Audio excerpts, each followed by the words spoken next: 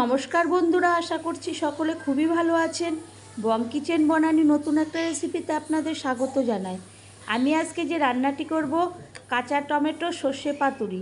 তার জন্য আমি যা যা নিয়েছি, আমি কাঁচা টমেটো, কাঁচা লঙ্কা, ধনেপাতা, কালো জিরা, কালো সর্ষে, পোস্ত, লঙ্কার গুঁড়ো, হলুদের গুঁড়ো, লবণ, চিনি, এই উপকরণ দিয়ে আমি এই রান্নাটি করব। তো প্রথমে একটা জারের মধ্যে আমি কালো সর্ষে, পোস্ত আর কাঁচা লঙ্কা দিয়ে পেস্ট করব।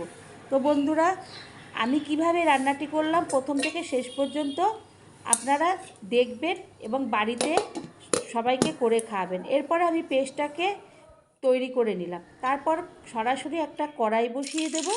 কড়াইয়ের মধ্যে তেল দিয়ে দেব। তেলটা গরম হলে প্রথমে শুকনো লঙ্কা দিয়ে দেব, ওটা একটু ভাজা হলে দিয়ে দেব কালো জিরা। দুটো একসঙ্গে যখন ভাজার একটা ঘ্রাণ বেরাবে, তখন আমি ওর মধ্যে দিয়ে দেব যে মশলাটা ছিল, হলুদের গুঁড়ো, লঙ্কার গুঁড়ো, লবণ, চিনি, সেটা দিয়ে ভালো করে কষাবো। তো বন্ধুরা, আমার চ্যানেলটি যদি এখনও আপনারা সাবস্ক্রাইব না করে থাকেন, প্লিজ সাবস্ক্রাইব করবেন, লাইক শেয়ার কমেন্ট করবেন, পাশে থাকবেন, সাথে থাকবেন।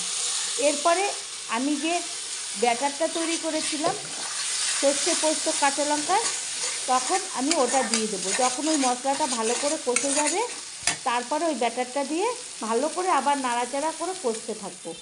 যখন কষানো হয়ে যাবে, কড়াইয়ের গায়ে তেল আপসে একটা বেরিয়ে আসবে, তখন আমি ওর মধ্যে দিয়ে দেবো কাঁচা লঙ্কা। কাঁচা লঙ্কা দিয়ে আবারও আমি কষতে থাকবো। ভালো করে কষানো হয়ে গেলে, একটা কষানোর যখন ঘ্রাণ বেরাবে, তখন আমি ওর মধ্যে দিয়ে দেবো যে কাঁচা টমেটোগুলো ছিল সেগুলো। তো আপনারা, আমি কিভাবে করলাম এগুলো, এই শীতের দিনে গরম ভাতের সঙ্গে খুবই ভালো লাগবে। আপনারা রুটি কিংবা পরোটার সঙ্গেও এটা খেতে পারবেন। এরপরে ভালো করে কষিয়ে আমি মিক্সিং জারে যে মশলার ধোয়ার জলটা, সেটা এর মধ্যে দিয়ে দেবো। তো এরকম রান্না একবার যদি বাড়ির লোককে খাওয়ান, আপনার কাছে বারবার এই মজাদার খাবারটা তারা খেতে চাইবে, বলবে অল্প উপকরণে অল্প জিনিসে এরকম একটা খাবার করে খাওয়া। তো তারপরে আমি ভালো করে নেড়ে চেড়ে আমি একটা ঢাকনা দিয়ে ঢেকে দেব।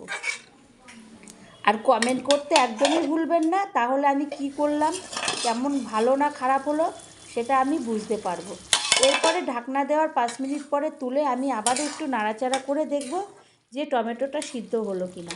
টমেটোটা সিদ্ধ হয়ে গেলে আমি তখন ওর মধ্যে যে কুচনো ধনেপাতাটা ছিল সেটাকে দিয়ে দেবো। দিয়ে আমি ভালো করে নাড়াচাড়া করে টমেটোর সঙ্গে ধনেপাতা একসঙ্গে মিক্সড করে দেবো।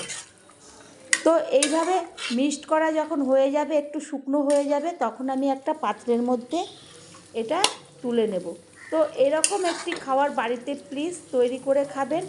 এবং আমার রান্নাটি কেমন হলো, নতুন কোনো একটা রেসিপিতে দেখা হবে। ততক্ষণের জন্য ধন্যবাদ।